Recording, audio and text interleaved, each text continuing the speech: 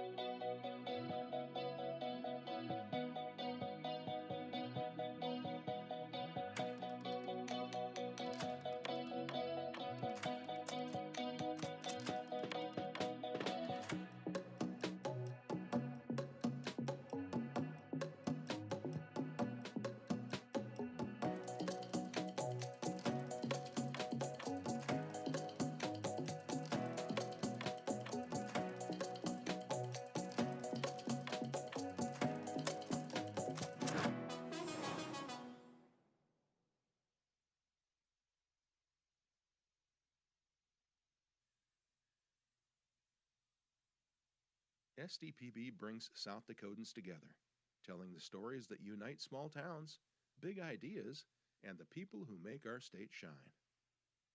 Good, useful, and full of wonder. SDPB.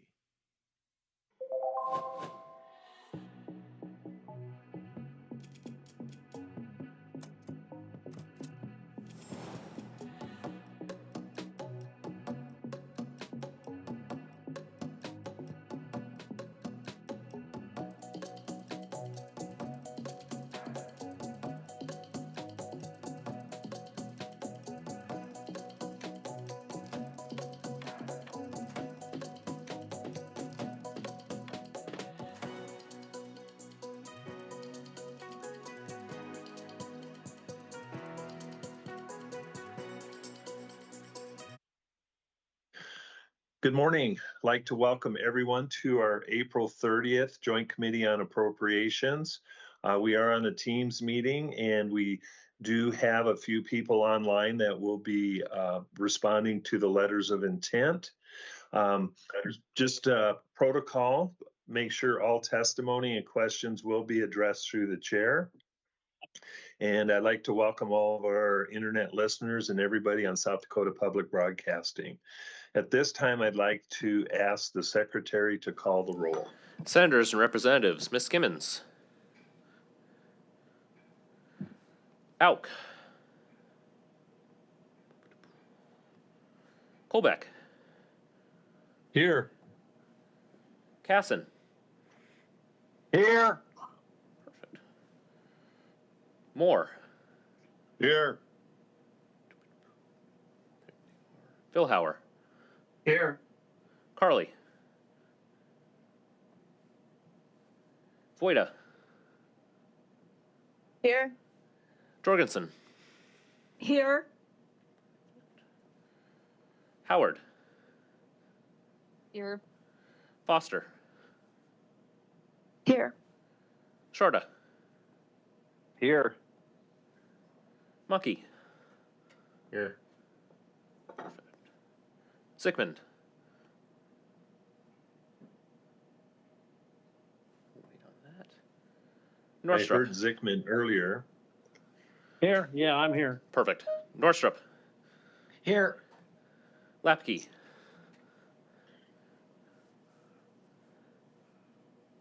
think he was here. Otten. Here. Derby. Here. You have a quorum. Okay. Try Senator Lapke again. I see him online. Senator Lapke.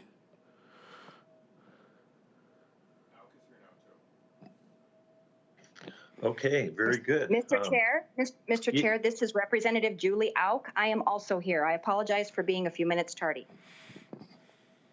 Very good. Thank you. We have no minutes to approve. And at this time, I would open it up. Are there any personal privileges or announcements to be made at this time?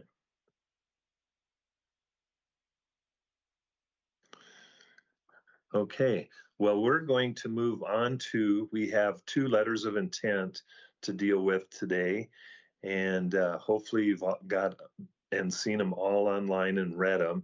But I will have the LRC staff review each letter of intent, read it, read the important parts, and we'll discuss it. I know the first one is the letter of intent regarding Richmond Lake Dam progress update. LRC, would you like to go through that? And then we'll have, I believe, Representative Jorgensen was the sponsor of this. All right. Jocelyn Jessup, LRC staff. The first letter is the Richmond Lake Dam progress updates. We do have the commissioner in the room too who can probably answer questions better than I can. But the idea behind this was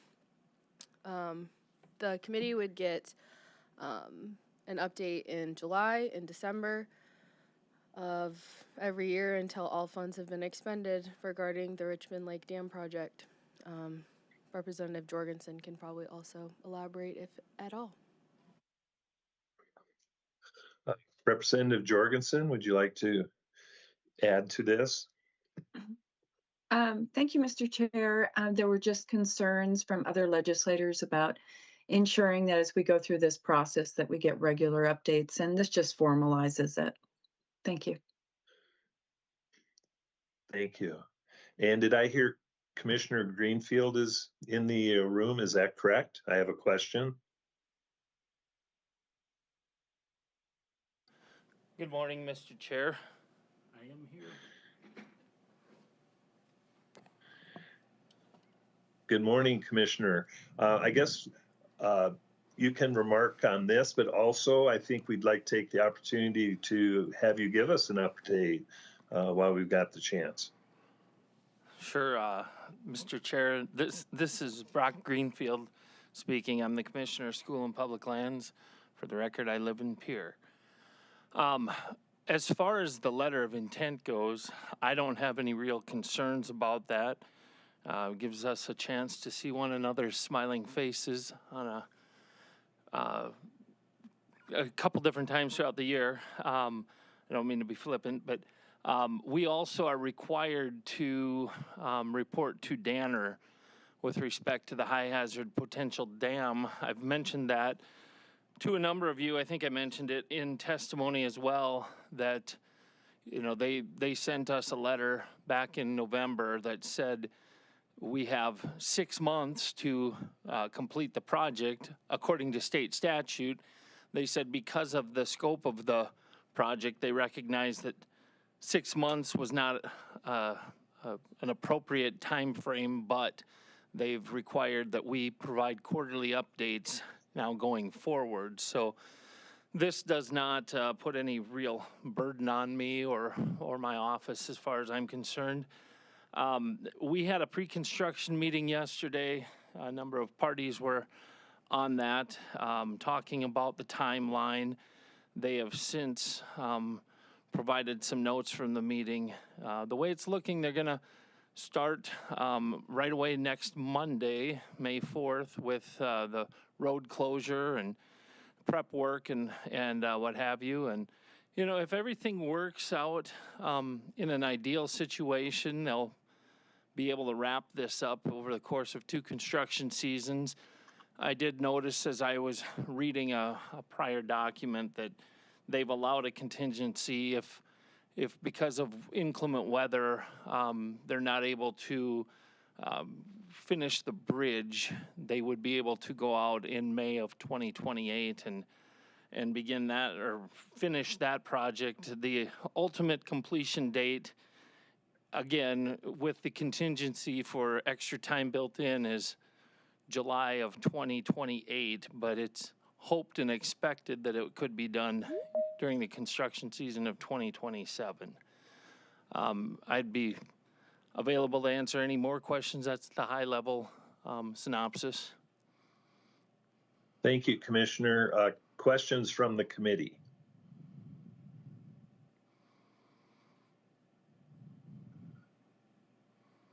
I guess, Commissioner, I do have a question. The residents around the lake, have you had meetings with them, and what's the tone and temperature of meeting with the local residents? Thank you, Mr. Chair. I've had meetings a few times in the past, nothing of late. However, I was at the Brown County Commission meeting on April 8th, at which time there were a couple members from the Lake Association there, and a ton of people online. I might add that. There were 15 little boxes on the screen, and only one of those was the Brown County Commission room. So the keen interest, obviously, I'm not going to say that it's, oh, we're getting feedback here. Just 1 second. Okay. I'm not going to say that everybody is wholly satisfied, but from the conversations I've had, the majority of people out there are. There are a lot of people who have alternate ideas, suggestions, concerns about the money that's been appropriated, but everybody is armchair quarterbacking at this point, but by and large, we've got really strong support up there, and frankly, have since the first time that I was up there. When I was a legislator, I met out there with Ryan Bruner and Mike Corneliuson from the Office of School and Public Lands, and met with some of the homeowners and the people actually from the Lake Association's board. And there's been some turnover, but we've had ongoing discussions via email, text, phone. The last, I guess, formal meeting was last fall, but we're planning on doing another one here in the very near future. We're also looking at trying to have a groundbreaking up there within the next 2 weeks. We were originally targeting May 6th. We're looking now at maybe an alternative date, if depending on people's availability, namely the governor. So, but I would anticipate that will bring people out, and there will be several questions, offline, questions, comments, etc. And then I think it's our plan to try to facilitate another meeting with GF&P and some other stakeholders up there. So we've had ongoing dialogues, some in an informal manner and some more formal. Thank you, Commissioner. Representative Norstrup.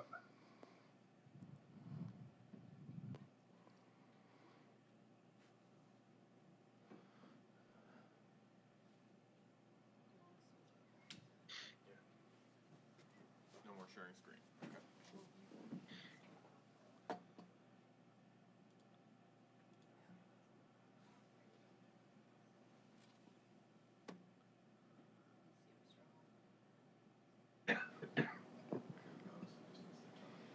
There we go. Thank you. I knew you'd get it. They had 2 mute buttons and one worked and one didn't. The question is on site, what's actually happening there today? To be honest, oh. Is a construction company on site is my question. I don't know that answer. Maybe 2 weeks ago, they asked about doing some transport of some of their materials or barriers, what have you, that they would be utilizing in the road closure project or process. And they were told at that time, you need to get your certificate of insurance on file with the state before we're going to green light that. I presume that they have in the meantime. So there could be somebody up there. I wouldn't be surprised if there is, but May 4th is ultimately the first day when I know that there's going to be mobilization. And maybe you know better than I do what's going on right now. I don't. Okay. Suffice it to say, everybody's chomping at the bit to get going, and I do appreciate the fact that Journey, doing business as SFC, has been very communicative with us and just trying to make sure that everything is properly put in place as far as the paperwork and what have you. The Office of the State Engineer and Danner have been tremendous help. So we have a lot of players in the game, not to mention, Bar Engineering, who's shepherded this through the process for the last 5 years. Very good. Are there any other questions from the committee? Hearing none. Are there any testifiers, either online or in the room, regarding the Richmond Dam LOI?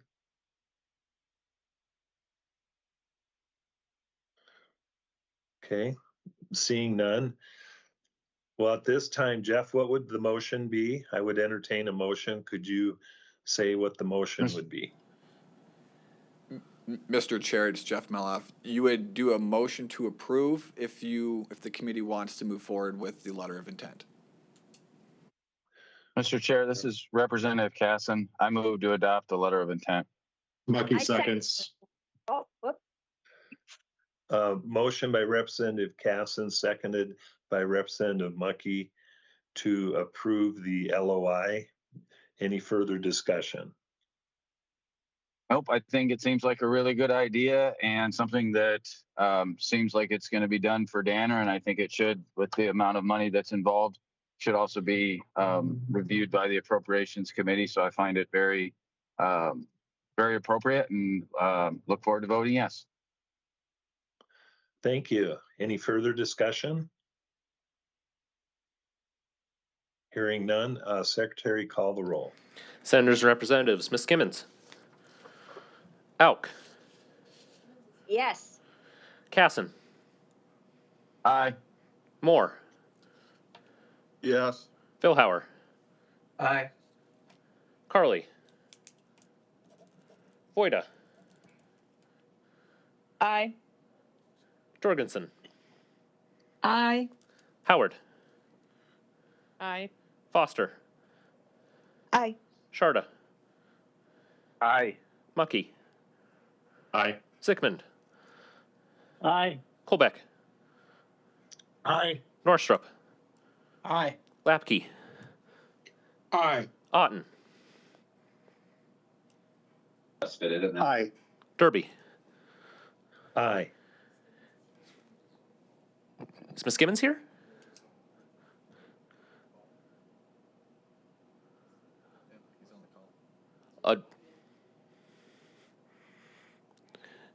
Senator Ms. Skimmons, did you hear the motion and would like to vote?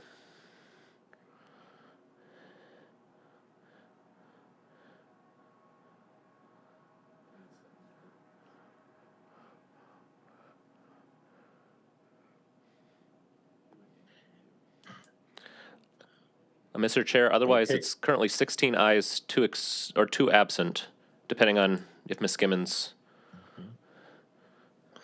All right, thank you. Motion to approve the letter of intent for the Richmond Dam hereby passes.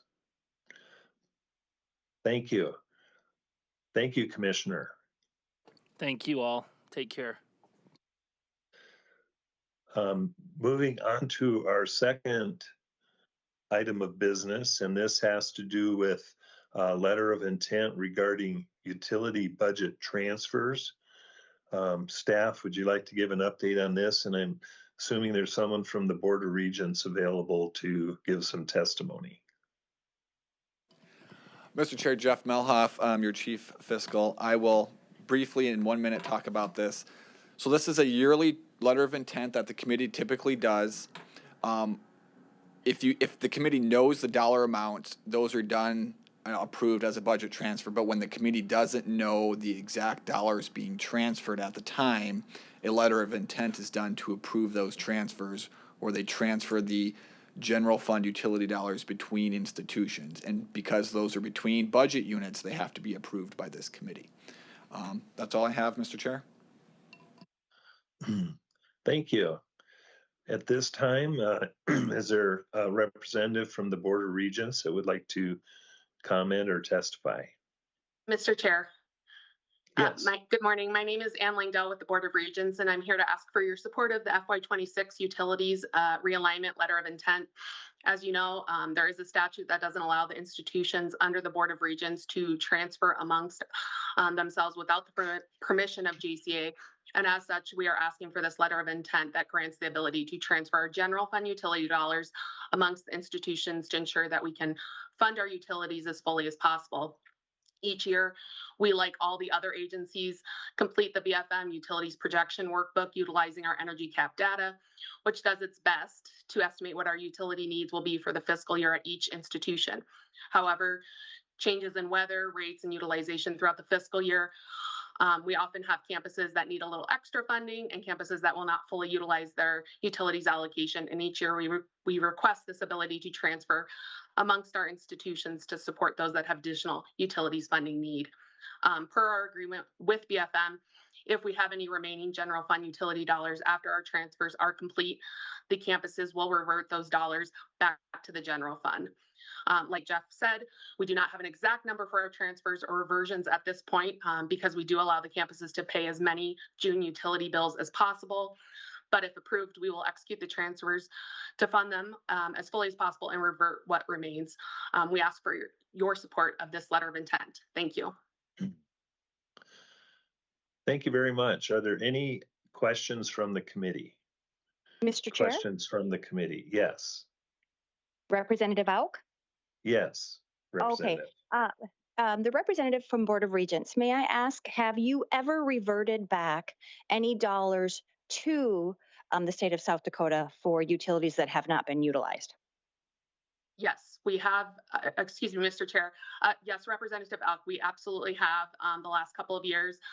Like I said, we're very weather dependent, right? And we've had cold snaps on the eastern side of the state and warm weather on the western side. And we've been affected by some of the polar vortexes that have happened throughout the country. And so as a part of that, we have reverted general fund dollars in the past when we have not utilized them. Thank you, Chair. Thank you very much for your answer. Thank you. Thank you. Additional questions from the committee? Any additional questions? Okay. All right. Hearing none, entertain a motion to approve. This is Kobeck. I make a motion to approve the letter of intent for the Board of Regents transfer of money for utilities. Mucky seconds. We have a motion by Representative Kobeck, seconded by Representative Mucky. Any discussion on the motion? If you need to heat your buildings and make the water run and you got to transfer a few dollars from one institution to another to get that job done, I think this is a good letter of intent. Thank you. Thank you. Any further discussion? Hearing none, I ask Secretary to please call the roll. Senators, Representatives, Ms. Skimmons. Aye. Auk. Aye. Casson. Aye. Moore, Aye. Billhauer, Aye. Carly, Voida, Aye. Jorgensen, Aye. Howard, Aye. Foster, Aye. Sharda, Aye. Mucky, Aye. Zickman, Aye. Colbeck, Aye. Norstrup, Aye. Lapke, Aye. Otten, Aye. Derby. Aye. 17 yeas, 1 absent. Thank you. The motion to approve the Board of Regents utility transfer hereby passes. Well, that takes care of our 2 items on our agenda.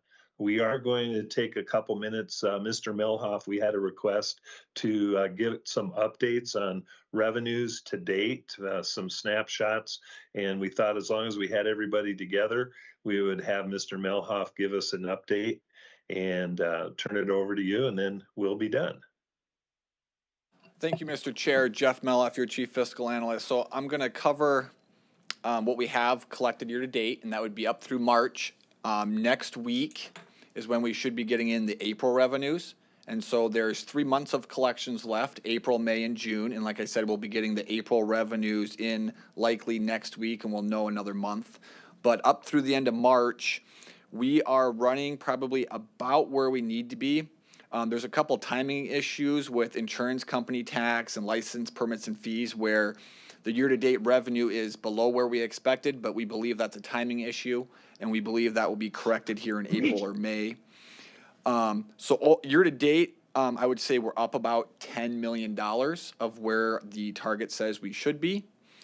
Starting with sales and use tax, we are about $6 million ahead of target. So we're running about 5.6% year-to-date growth.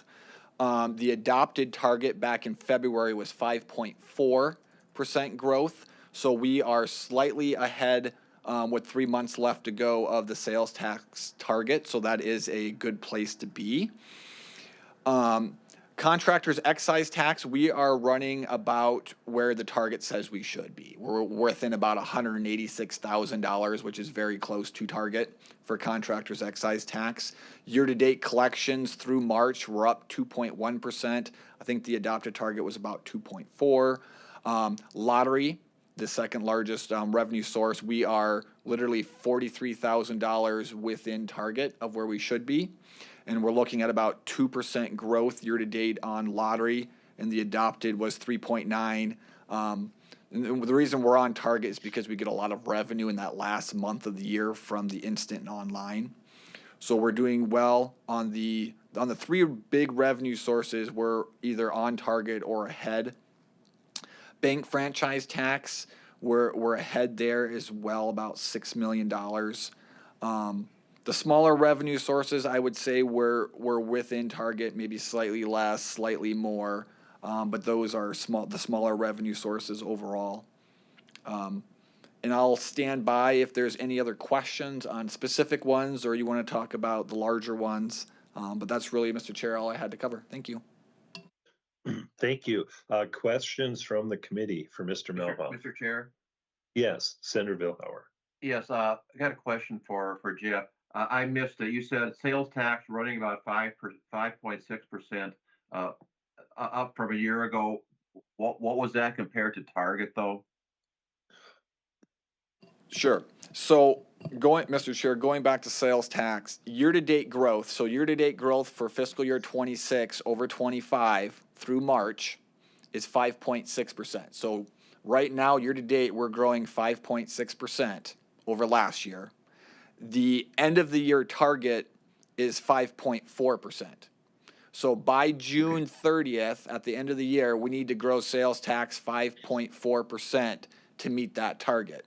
So we are slightly ahead of target right now with 3 months left. So we could even get further ahead. Sounds good. Thanks, Jeff. Yep. Additional questions? Any additional questions? Well, I would like to make a comment. I think we can all take some pride in our work we did over a year ago and how close we're hitting the numbers. So I think we're going to end up the year in pretty good shape. And I want to thank you all again for all of your hard work. Well done. So at this point, anything else for the good of the cause? Any closing comments? Representative Norstrop. Thank you, Mr. Chair. Just want to commend you for making the decision to save time and money by allowing us to do a Teams meeting instead of driving to Pier. And that's a very good use of our time and money. Thank you. Amen. Yes, yes, yes, yes. Absolutely. Thank you. Yes. One of the smarter things I've done. Thank you. Mr. Chair? Yes. Mr. Chair, I got a question. What Yes, is the Senator. scheduled next meeting date? Yes, Mr. Melhoff.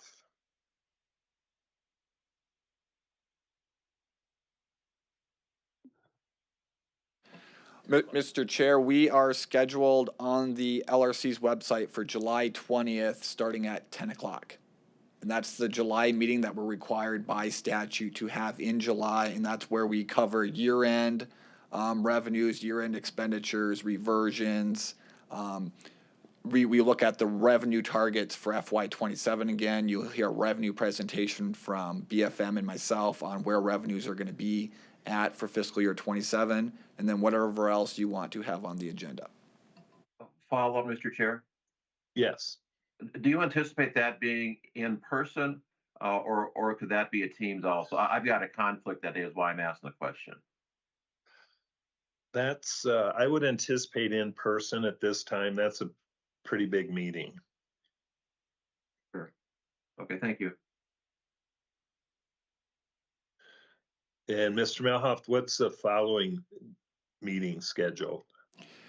Mr. Chair, I believe the next meeting after the July one would be a possibly December 2nd meeting, as what was being discussed before, is on the governor's budget address day.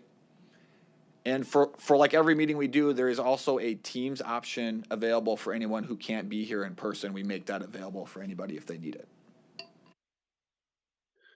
Very good. Anything else? Anything else for the good of the cause? Mr. Chair, Yes. would Yes.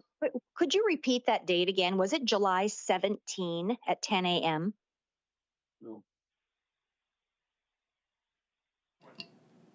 Mr. Chair, it's July 20th. Oh, I apologize. Okay, thank you. Mr. Chair, this is Senator Yes. Boyda. Yes, Senator. I have a question about the current revenue updates. Was there an email sent out with that, or could we get that if not?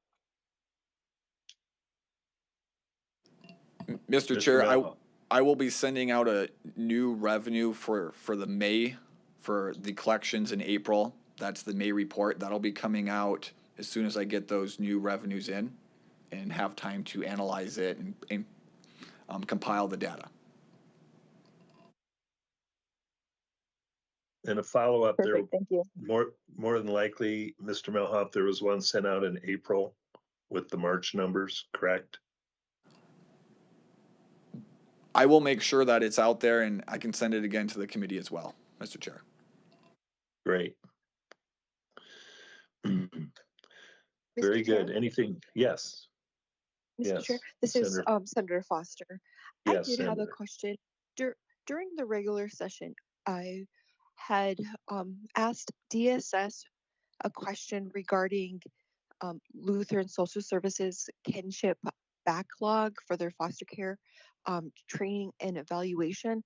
I have not yet received a response on that. So I was wondering what would the best if they maybe sent a response and I missed it. So if anyone else has seen that, and if not, what's the best route to take to get that information? Mr. Melhoff?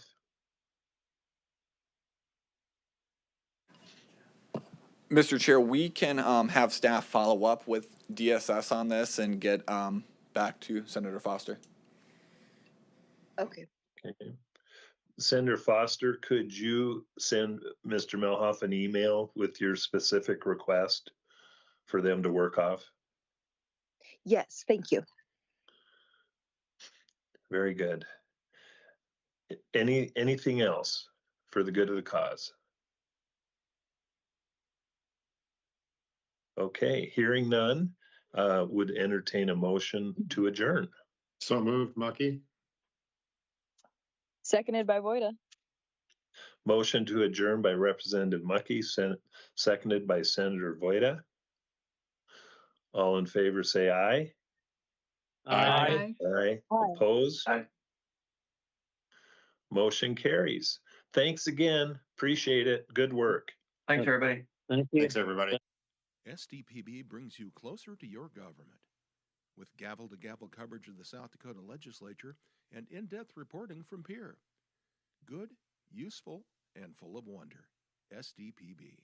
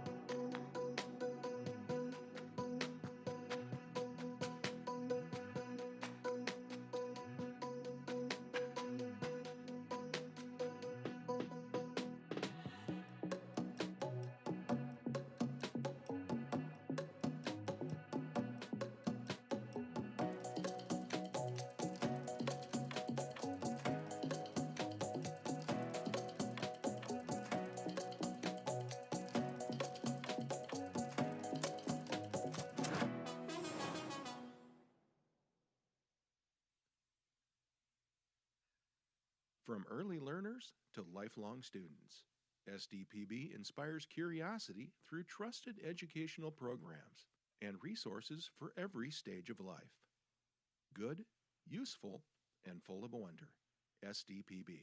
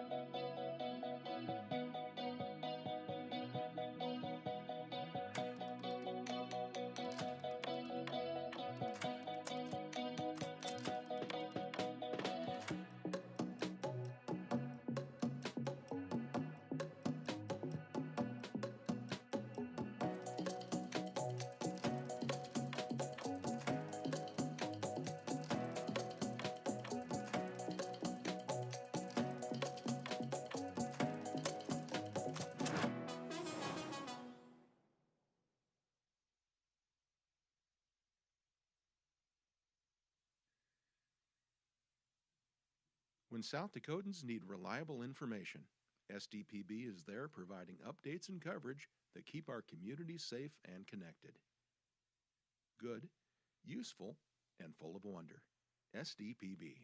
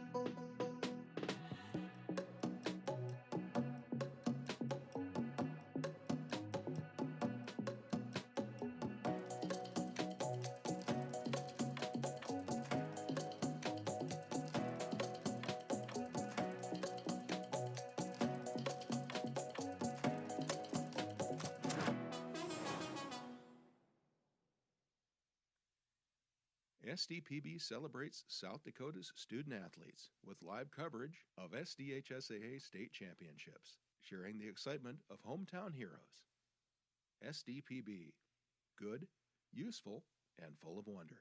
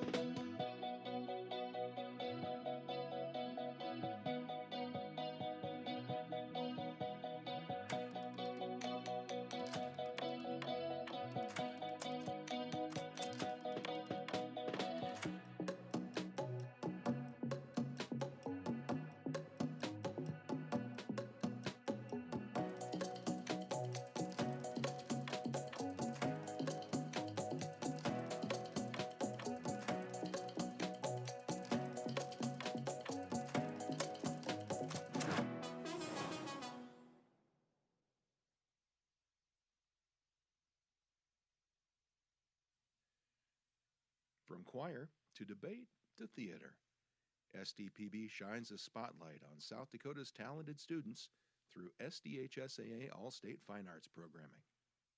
Good, useful, and full of wonder. SDPB.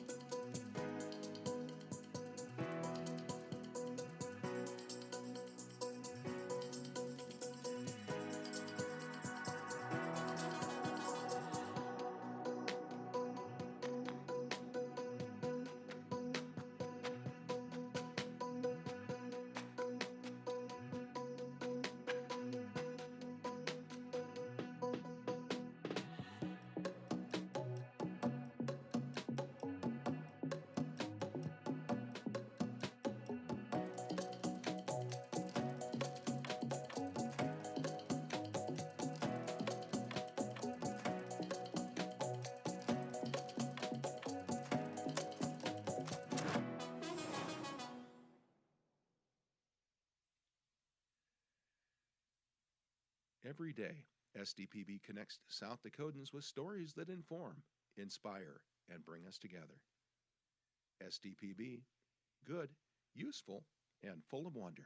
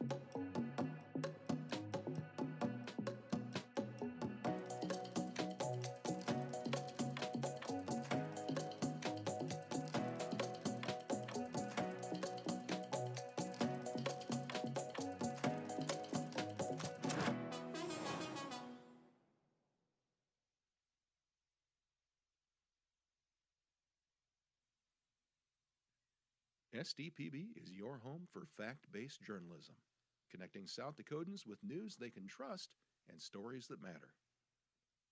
Good, useful, and full of wonder. SDPB.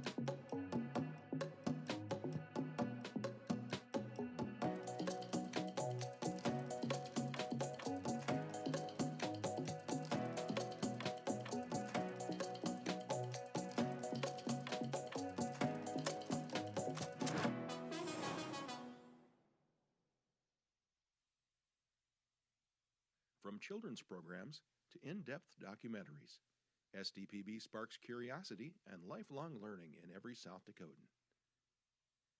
SDPB. Good, useful, and full of wonder.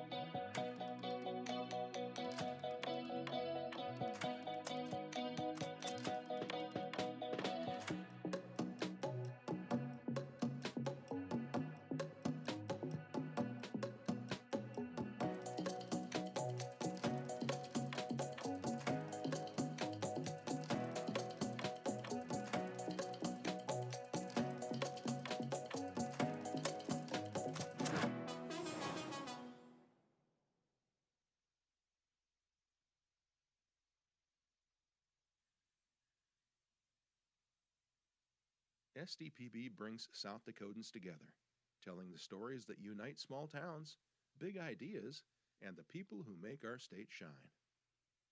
Good, useful, and full of wonder. SDPB.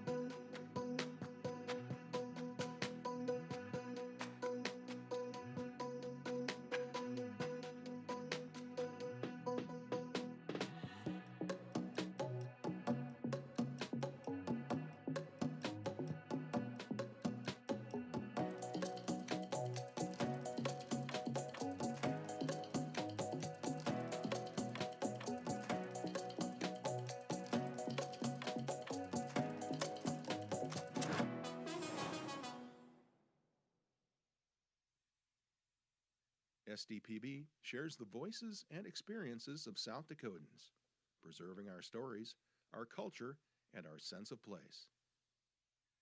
SDPB, good, useful, and full of wonder.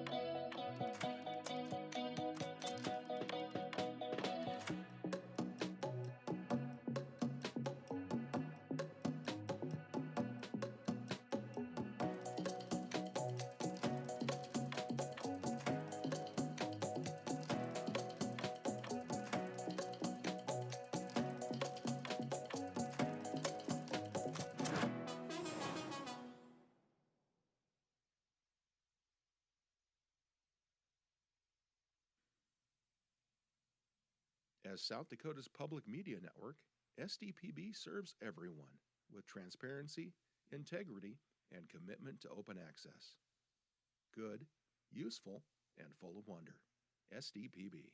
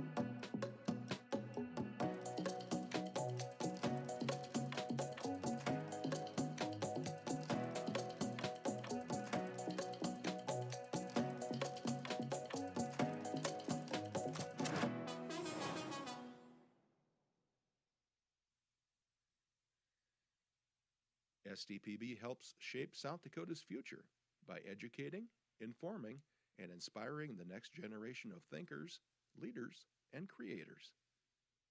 SDPB. Good, useful, and full of wonder.